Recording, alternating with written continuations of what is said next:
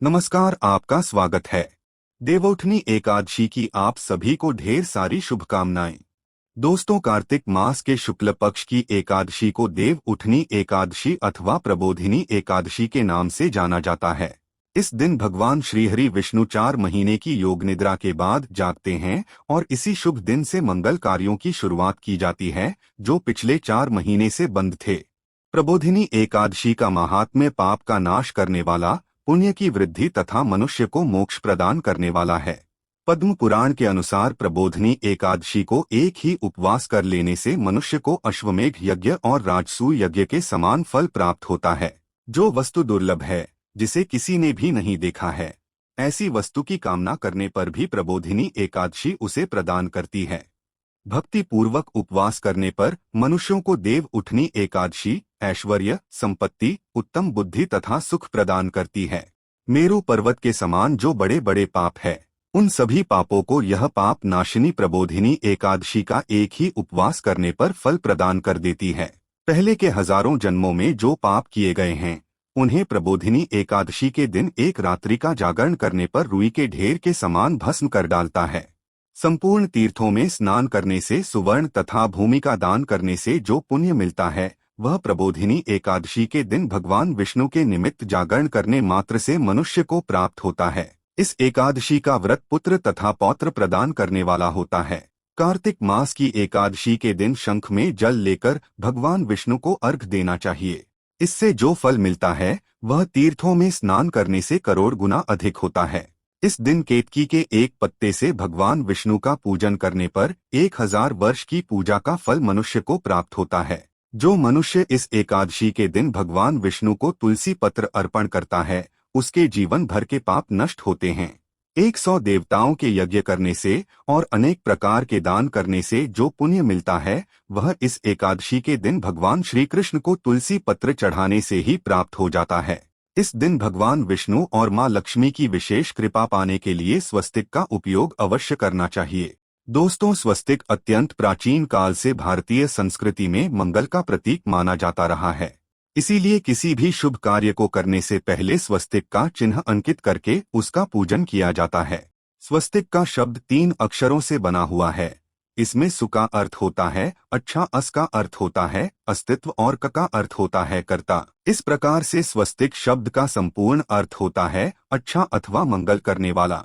स्वस्तिक में एक दूसरे को काटती हुई 2 सीधी रेखाएं होती है, जो आगे चलकर मुड़ जाती है। इसके बाद भी ये रेखाएं अपने सिरों पर थोड़ी और आगे की तरफ मुड़ी होती है। स्वस्तिक की यह आकृति 2 प्रकार की हो सकती है। प्रथम स्वस्थ, जिसमें रेखाएं आगे की ओर इंगित करती हुई हमारे दाईं ओर मुड़ती है, इसे स्वस्तिक कहते हैं और यही शुभ चिन्ह है जो हमारी प्रगति की ओर संकेत करता है। दूसरी आकृति में रेखाएं पीछे की ओर संकेत करती हुई हमारे बाईं ओर मुड़ती है। इसे वामावर्त स्वस्तिक कहते हैं। भारतीय संस्कृति में इसे अशुभ माना जाता है। ऋग्वेद की ऋचा में स्वस्तिक को सूर्य का प्रतीक माना गया है और उसकी 4 भुजाओं को 4 दिशाओं की उपमा दी गई है। कुछ ग्रंथों में स्वस्ति को ब्रह्मांड का प्रतीक चित्र माना गया है।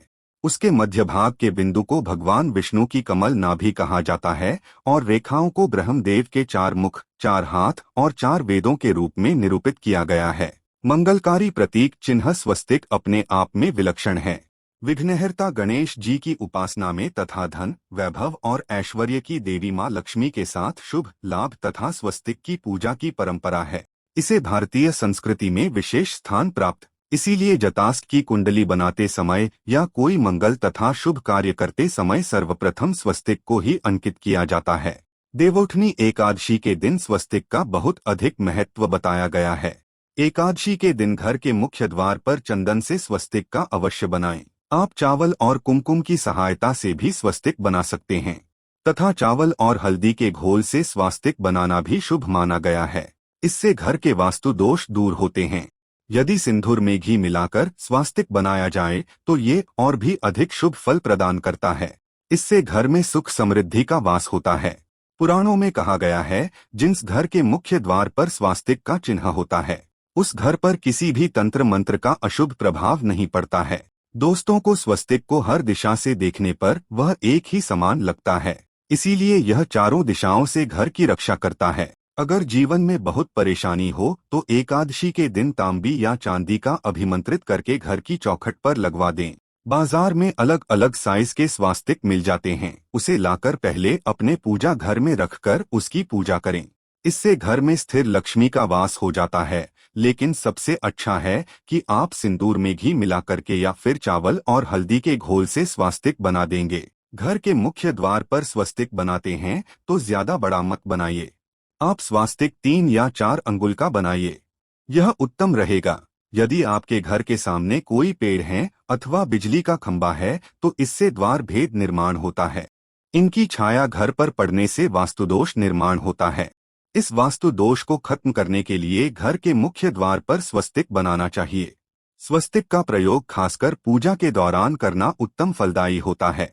एकादशी तिथि पर आप थाली में अथवा चौकी पर स्वस्तिक बनाकर उस पर भगवान की मूर्ति को स्थापित करें। इससे पूजा का कई गुना अधिक फल प्राप्त होता है। आप चाहें तो घर के मंदिर में इष्टदेव के पास स्वस्तिक का चिन्ह रख सकते हैं। देवउठनी एकादशी के दिन अपने घर के मुख्य द्वार की दहलीज के दोनों तरफ स्वस्तिक का चिन्ह बनाकर उसकी पूजा करें। उस स्वस्तिक पर चावल की ढेरी बनाएं और एक सुपारी अवश्य रखें। ऐसा करने से घर में धन संपत्ति का आगमन होता है और कार्यों में सफलता मिलती है। देवउठनी एकादशी के दिन जल में तुलसी पत्र डालकर स्नान करना श्रेष्ठ फलदायक होता है। यदि आप पर पितृ दोष हैं अथवा आप अपने पितरों की कृपा पाना चाहते हैं तो इसके लिए घर के मुख्य द्वार के बाहर गोबर से स्वस्तिक बनाना चाहिए। इससे घर में सुख शांति बनी रहती है और पितरों का आशीर्वाद प्राप्त होता है। देवउठनी एकादशी के दिन पीपल के वृक्ष की पूजा का भी विधान किया गया है। एकादशी के दिन अगर आप पीपल के पेड़ की जड़ में जल और तिल चढ़ाते हैं तो भगवान विष्णु की कृपा आपको प्राप्त होती है। एकादशी के दिन पीपल में भगवान विष्णु का वास होता है। पीपल को जल चढ़ाने से व्यक्ति के मान सम्मान और धन संपत्ति में वृद्धि होती है। आपकी कोई विशेष मनोकामना है तो उस मनोकामना की पूर्ति के लिए आपके विशेष उपाय कर सकते हैं। ऐसे में एकादशी के दिन आप आसपास के किसी की मंदिर में जाकर मंदिर की दीवार पर सिंदूर से उल्टा स्वस्तिक बना दिया मनोकामना पूर्ति की प्रार्थना पर भगवान से करेंगे। और जब आपकी मनोकामना पूरी हो जाए तो फिर से उस मंदिर में जाकर उसी स्थान पर सीधा स्वस्तिक बनाएं और भगवान को धन्यवाद दें। देवोत्थान एकादशी के दिन आप विशेष मंत्रों का जाप अवश्य करें। आप विष्णु जी के महामंत्र नमो भगवते वासुदेवाय का जाप कर सकते हैं। इससे आपकी मनोकामना अवश्य पूर्ण हो जाएगी।